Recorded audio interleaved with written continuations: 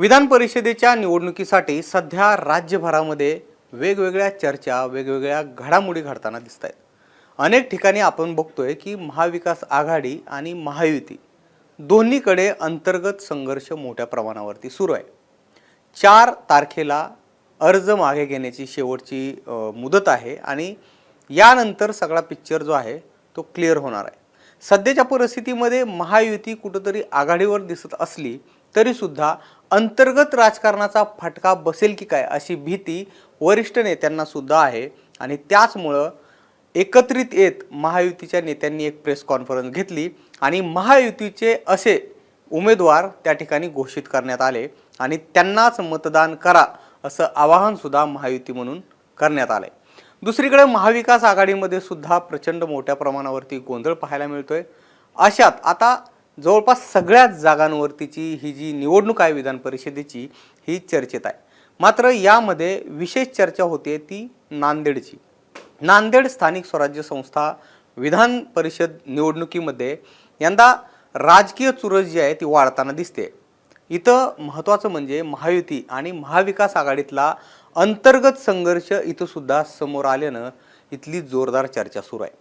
भाजप, काँग्रेस, शिवसेना, ठाकरे गट, वंचित बहुजन आघाडी, राष्ट्रवादी काँग्रेसच्या उमेदवारांनी अर्ज इथं दाखल केलेले आहेत. त्यामुळं सध्या तरी ही निवडणूक बहुरंगी झालेली आहे.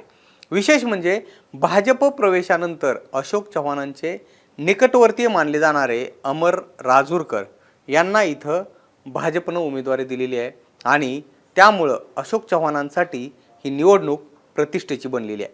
या निवडणुकीत कुणाकडे किती मतं आहेत, इथलं नेमकं गणित कसं असणार आहे आणि अशोक चव्हाणांना ही विधान परिषद निवडणूक जड जाणार आहे का आणि इथल्या सगळ्या उमेदवारांची नेमकी ताकद काय याच संदर्भातला हा व्हिडिओ शेवटपर्यंत नक्की बघा, म्हणजे नांदेडच्या विधान परिषदेचा पिक्चर क्लिअर होण्यास मदत होईल. नमस्कार, मी निलेश, आपण बघताय मुंबईत. तर अपडेट अशी आहे की नांदेड विधान परिषद निवडणुकीसाठी दाखल झालेल्या 8 उमेदवारांचे एकूण 17 अर्ज छाननीमध्ये वैध ठरलेले आहेत. उमेदवारी अर्ज मागे घेण्याची मुदत ही 4 जूनची आहे आणि त्यामुळं राजकीय घडामोडींना प्रचंड वेग आलेला आहे. नांदेडच्या राजकीय वर्तुळात अत्यंत प्रतिष्ठेच्या बनलेल्या विधान परिषद निवडणुकीमध्ये महायुती विरुद्ध महाविकास आघाडी अशी थेट लढत होणार आहे असे संकेत आहेत. मात्र संघर्ष हा दोन्ही गटांमध्ये आहे, जो अंतर्गत संघर्ष आहे. हा संघर्ष मॅनेज करण्यामध्ये कोण बाजी मारतंय हे पाहणं महत्त्वाचं असणार आहे. आता महायुतीच्या वतीनं भाजपचे अमरनाथ राजूरकर आणि काँग्रेसकडून इकडं महाविकास आघाडीमधनं रामदास पाटील यांच्यामध्येच इथं मुख्य लढत होईल असं एकंदरीत चित्र आहे.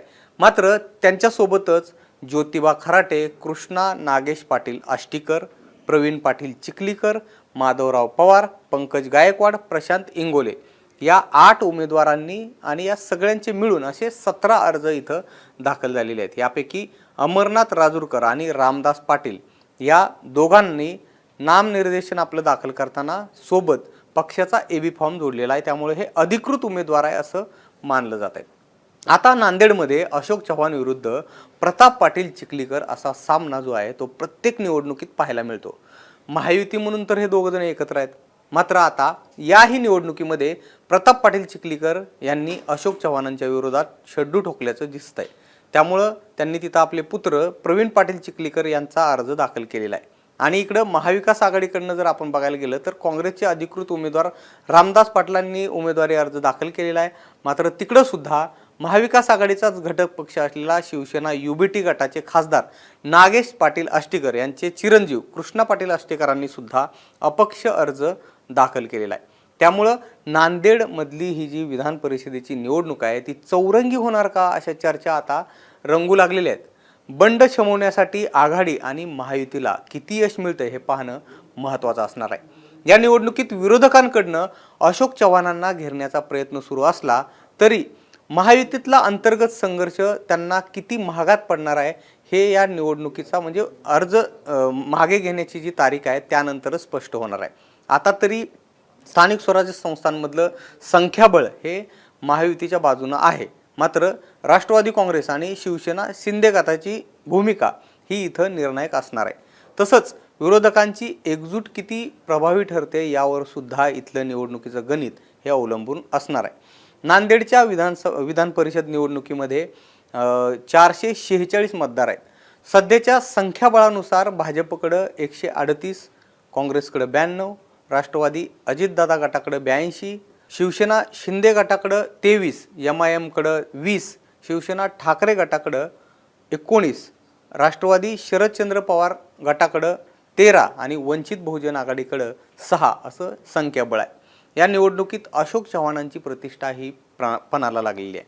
राजूरकर हे चव्हाणांचे निकटवर्तीय मानले जातात, त्यामुळे इथं कोण बाजी मारतंय हे पाहणं महत्त्वाचं असणार आहे.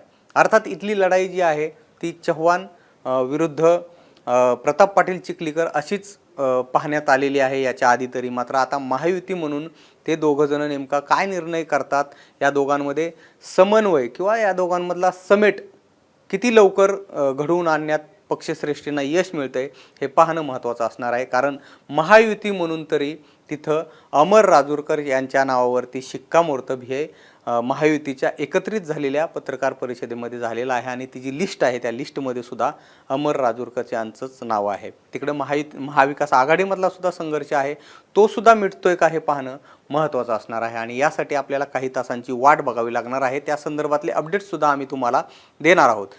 तुर्तास आपल्याला या संदर्भात काय वाटतं हे आम्हाला तुम्ही कमेंट बॉक्समध्ये नक्की सांगा. आणि सगळ्यात महत्त्वाचं म्हणजे मुंबई तकला जर तुम्ही सबस्क्राईब केलं नसेल तर सबस्क्राईब करून घ्या. हा व्हिडिओ पाहिल्याबद्दल धन्यवाद.